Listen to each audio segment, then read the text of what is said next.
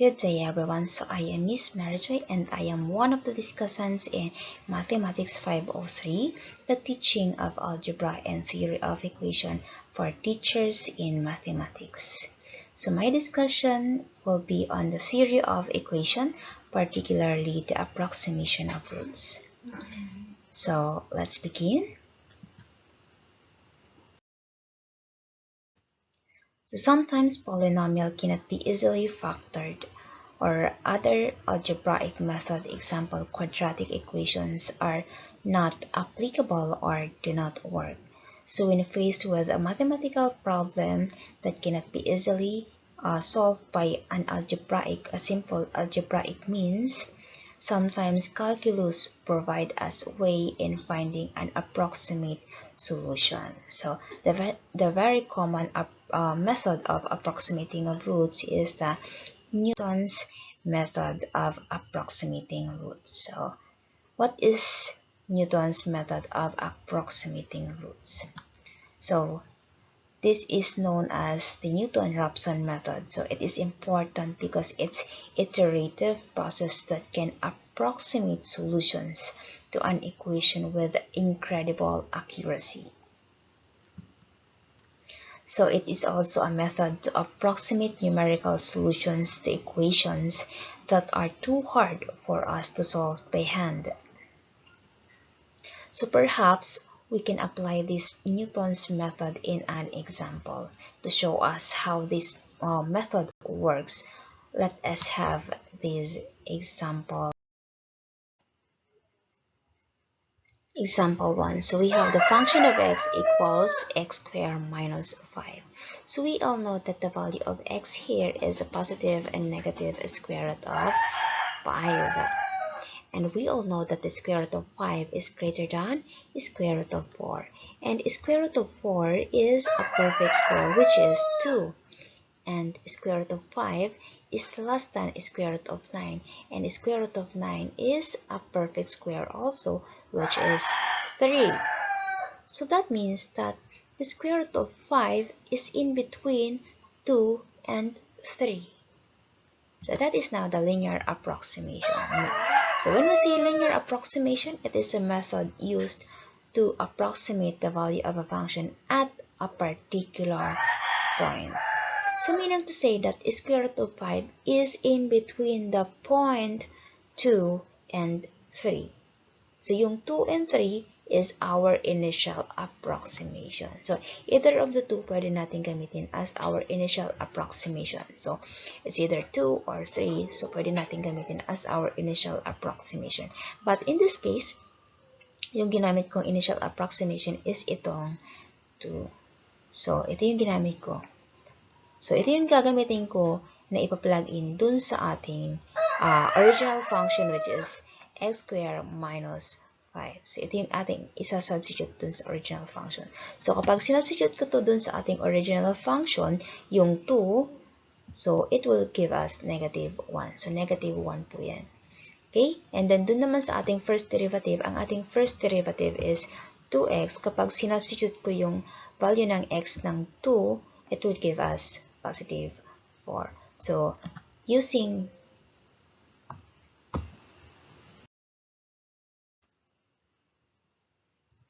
the linear approximation formula, which is f of x is approximately f of x of 1 plus the first derivative x of 1 times the quantity of x minus x of 1. So kanina, nakuha na natin yung value ng f x of 1 and then yung value ng first derivative x of 1. So isa-substitute na lang po natin yun dito. So yung ating x of 1 is negative 1 and then yung ating first derivative x of 1 is positive 4 multiply with the quantity of x minus yung ating x of 1 or yung ating initial approximation is 2.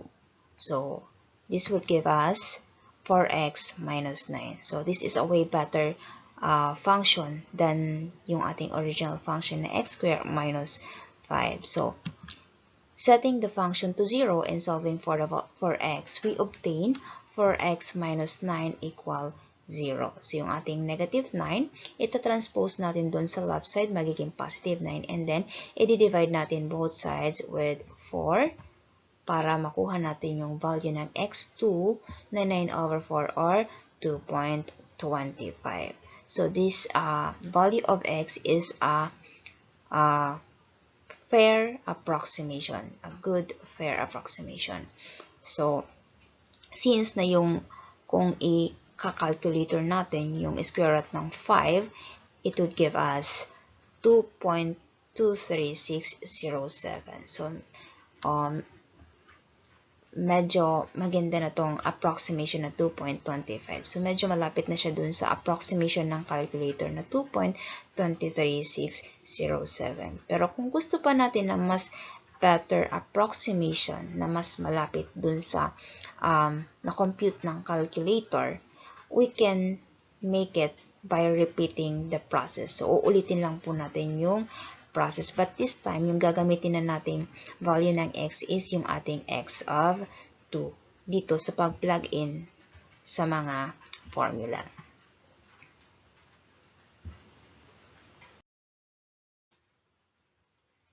So, we have the x of 2 is equal to 9 over 4 or 2.25. So, ito na yung gagamitin natin sa pag-plug in sa ating original function na x squared minus 5. So, kung ipa-plug in natin itong 2.25 dito sa ating original function, it will give us 1 over 16. And then, kung gagamitin natin itong x2 natin na 2.25 dun sa ating first derivative, it would give us 9 over 2. And then, using the linear approximation again, so ito yung formula ng linear approximation. So, isa-substitute lang natin yung value ng fx of 2, itong nakuha natin dito na 1 over 16, and then yung ating first derivative x2, which is 9 over 2. So, isa-substitute lang po natin yan dito. So, ito na yung 1 over 16, and then yung ating 9 over 2 times the quantity of x minus yung ating x2 na 9 over 4. So, it would give us 9 over 2x minus 161 over 16. So, setting the function to 0 and solving for the value of x, we obtain the x or the x3 to 161 over 72 or 2.23611. So, paano nangyari or paano nakuha yung 161 over 72?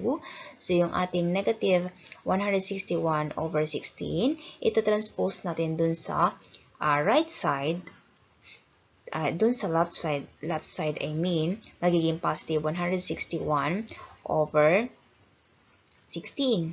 And then, i-divide natin ng 9 over 2, and then makukuha natin yung 161 over 72 or 2.23611. So, this is a way better approximation than yung ating 2.25. So, kung matatandaan po ninyo, mas malapit na to dun sa value na binigay sa atin ng calculator. So, kung gusto pa natin na mas approximate solution, so, uulitin lang po natin yung process until na mag-converge siya dun sa gusto nating approximation.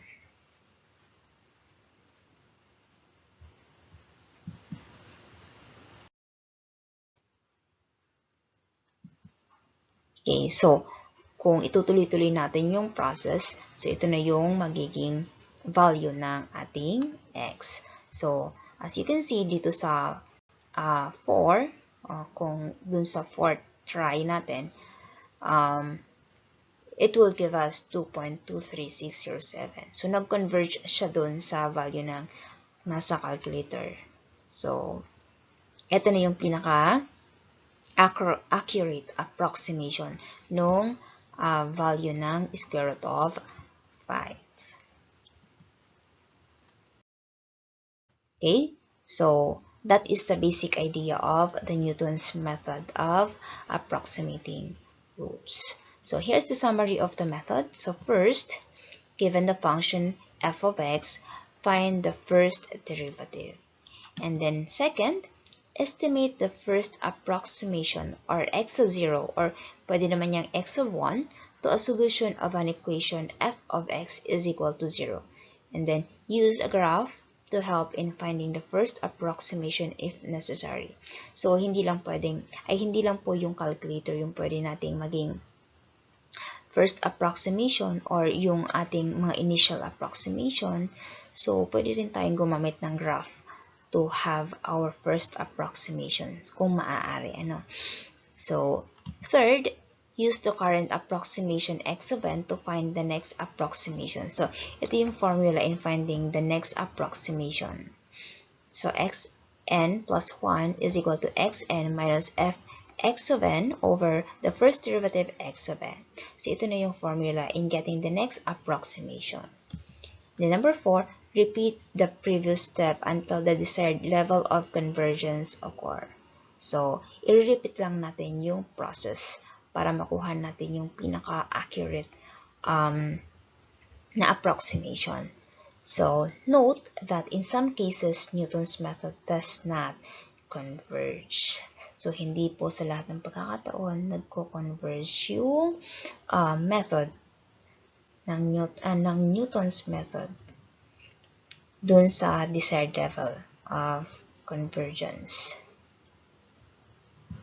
Okay, so let us have another example. We have this example number 2. Compare the solution to function of x is equal to f to 5x squared plus 7x minus 52. So in the interval 2 and 3. So from using the quadratic formula and using the Newton's method. So we know na yung ating quadratic function na 5x squared plus 7x minus 52 is may dalawang solution. So it is in the interval na 2 and 3. So kung gagamitin natin ang quadratic formula, it will give us 2.6. So yan yung ating value ng x kung gagamitin natin is quadratic formula. So, kung gagamitin naman natin ang ating Newton's method with the initial estimate na 0 ay na 3, yung ating initial estimate na 3, so pasok pa din kasi sabi dito nasa interval na 2 and 3. So, yung ating initial estimate na 3 is nandun pa rin sa interval na yun. Okay, so using those method or formula, so substitute lang natin ito dun sa original function and then dun sa first derivative, and then it will give us this table of values. So as you can see, nag-converge siya dun sa pang-apat na try. So kung itatry natin dun sa ating formula, so dun sa pang-apat na try is nag-converge yung solution. So, ito na yung pinaka-accurate approximate solution dun sa value ng x or dun sa ating function. Okay? So, let us have this another example. So, use Newton's method for the function x cubed plus x minus 1. So, setting to 0. And then here's the equation that we will be needing. So, f of x is equal to x cubed plus x minus 1. And then yung ating first derivative is 3x squared plus 1. So, using the recursion relation, pag sinabi natin recursion relation, an equation that recursively defines a sequence where the next term is a function of the previous term. So, ito na yung formula sa recursion relation. And then, substitute natin yung x of n natin, yung ating x cubed n plus xn minus 1. So, ito na yung ating original function. And then, yung dito naman sa baba is yung ating first derivative. Okay, so using graph. So, this time, gumamit tayo ng graph. So, as the graph suggests, that is x is equal to 0.6. So, ito na yung ating initial value ng x, 0.6. So, ito na yung gagamitin natin na ipi-plug in natin dun sa ating recursion relation formula. Yan. Using recursion relation, so, substitute natin yung value ng xn sa 0.6. So, lahat ng value ng xn is substitute natin ng 0.6. So, it will give us 0.6884615. So, kung uulit-ulitin natin yung recursion relation or formula, so, it will give us this table of values. So, as you can see on the table 3 and 4, so, same sila ng value on fourth decimal. So, ibig sabihin po na yung value ng x dito is approximately 0.6823. So, yan yung value ng x using the recursion relation. So, on the fourth try, yung nakuhang root is approximately 0.6823. So that ends now my report. So vielen Dank fürs Zuhören. So for your quiz po, so mamaya isasend ko na lang po yung link ng Google Forms sa ating group chat. So paantay na lang po later. Thank you. So ito nga po pala yung aking reference. Thank you so much again.